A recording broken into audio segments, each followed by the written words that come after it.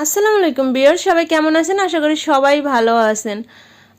আমার তো তেমন কোথাও যাওয়া হয় না, যার জন্য আপনাদের মানে সামনে সেই রকম ধরনের কোনো ভিডিও দেখানো হয় না, বা রান্না বান্না টুকিটাকি সবাই পারে, এর জন্য ওই ভিডিওগুলো দেখাই না।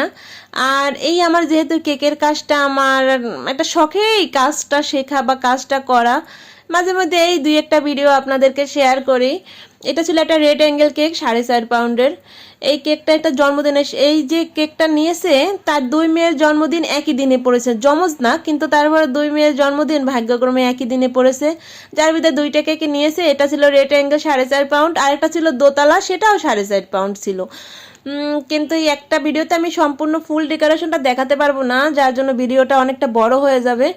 তারপর দেখেন আমরা একটা কেকের পিছনে কতটা পরিশ্রম করি। আর রেড অ্যাঙ্গেল কেক কিন্তু সাধারণত সহজে ফিনিশিং আসতে চায় না, আর এই কেকটা আমার হাতে গোনা রেড অ্যাঙ্গেল কেক আমি মাত্র দুইটা করেছি, এইটা নিয়ে দুইটা হলো।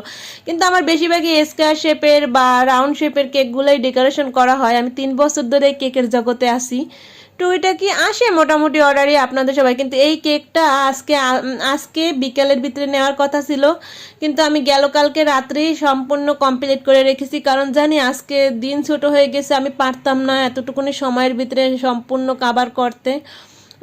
কারণ সব বাসার কাজ করে এগুলো করতে হয়। সেই কালকে রাত্রে মানে সকাল থেকে ডেকোরেশন করতে গিয়ে এই কেকের পিছনে আমার অনেকটা সময় গিয়েছে, ধরেন রাত 9:30 10টা বেজে গিয়েছে। তখন আমি দুপুরের গোসল করেছি, খাওয়া দাওয়া করেছি, দুপুরের খাওয়া দাওয়া সেই রাত 9:30 বাজে করেছি।